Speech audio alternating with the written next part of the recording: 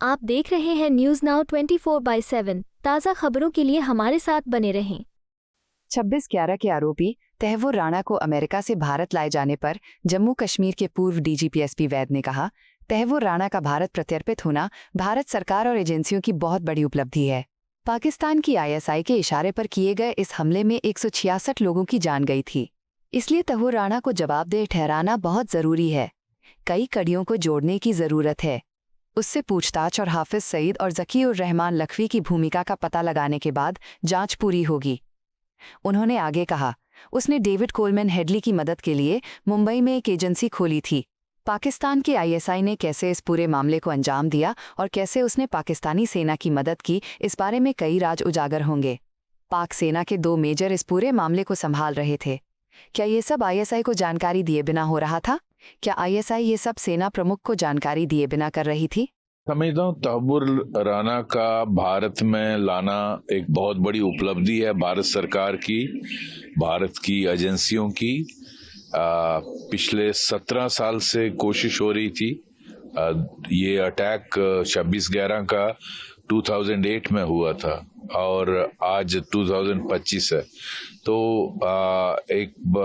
आप जानते हैं कितना मुश्किल होता है दूसरे देश से किसी को पकड़ कर लाना, और इसमें इसको जो इसने कॉन्स्पिरेसी में हिस्सा लिया डेविड कोलमैन हेडली के साथ, जो पाकिस्तान की डीप स्टेट आईएसआई ने इस के थ्रू यहाँ सारा जो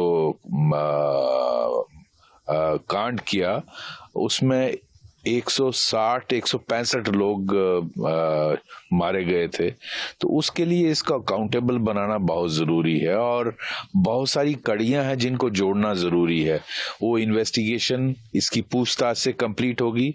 इसको कौन हैंडल करता था आईएसआई से, इसमें उसका हाफिज सईद का रोल क्या था, नकवी का रोल क्या था, और ये जो इसको फाइनेंस कौन करता था, ये जहां इसने जो एक फ्रंट बनाया था, मुंबई में एजेंसी खोली थी जिसके थ्रू इसने मदद की डेविड कोलमैन हेडली की इस सारी कंस्पिरेसी में।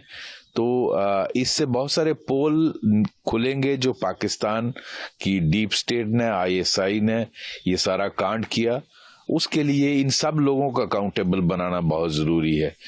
पाकिस्तान आर्मी के 2 मेजर इसमें जो डेविड कोलमैन हेडली ने बताया है, जो इनको हैंडल कर रहे थे, क्या वो बिना आईएसआई चीफ के काम कर रहे थे उसकी मर्जी के बगैर? और क्या वहां की आईएसआई बिना वहां की आर्मी चीफ के बगैर ये सारा कांड कर सकती है, इतना बड़ा अटैक?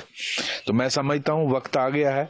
इनको भारत ने एक क्लियर मैसेज दिया है, आप दुनिया के किसी कोने में भी छुप के रहिए, भारत आपको गले से पकड़ के लाएगा और आपको आपके जुर्मों के लिए अकाउंटेबल बनाएगा। तो ये बहुत बड़ी उपलब्धि है, एक लैंडमार्क अचीवमेंट है गवर्नमेंट की, और उन लोगों के परिवारों को इंसाफ मिलना बहुत जरूरी है। इसलिए ये मैं समझता हूँ एक बहुत बड़ी डेवलपमेंट है। तो अभी से सर लोगों में ये डिमांड हो रही है कि इसको सख्त से सख्त सजा मिलनी चाहिए, क्योंकि जिस तरह का अटैक यहाँ पे हुआ। जी, असल में तो इसको फांसी होनी चाहिए, क्योंकि 166 लोग इसमें मारे गए थे और बहुत सारे जख्मी हुए थे। मुझे एग्जैक्ट नंबर नहीं मालूम, लेकिन क्या एक्स्ट्राडिशन ट्रीटी जो हुई है उसमें क्या कहीं ये कंडीशन तो नहीं है कि आप इसको फांसी की सजा नहीं दे सकते? वो मुझे मालूम नहीं उसमें क्या कंडीशंस हैं। जनरली ऐसी कंडीशंस रखी जाती हैं, लेकिन ये सारे सबूत इसके खिलाफ, इसकी इंटेरोगेशन से जो निकलेंगे वो इसके खिलाफ पेश किए जाएंगे अदालत में।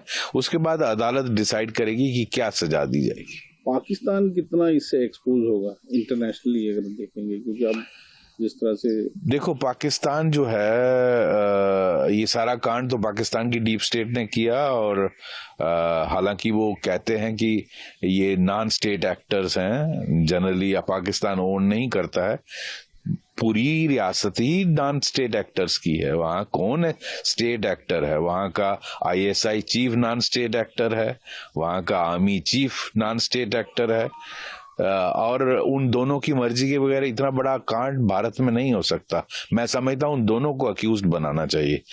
उस वक्त के पाकिस्तान आर्मी ISI का चीफ और पाकिस्तान आर्मी का जो आर्मी चीफ था, उन दोनों को इसमें अक्यूज्ड बनाना चाहिए, हाफिज सईद के साथ साथ, और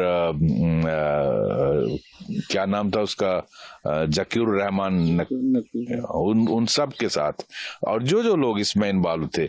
इतना बड़ा मैन स्लाटर किया, इसकी कोई तो अकाउंटेबिलिटी होनी चाहिए, और भारत ये फिक्स करेगा कि इसको क्या सजा होगी हमारी अदालत में, जब इसके जो भी सबूत इकट्ठे हुए वो पेश किए जाएंगे, जज साहब इसमें फैसला करेंगे। आपको यह वीडियो पसंद आया हो तो इसे लाइक करें, हमारे चैनल को सब्सक्राइब करें।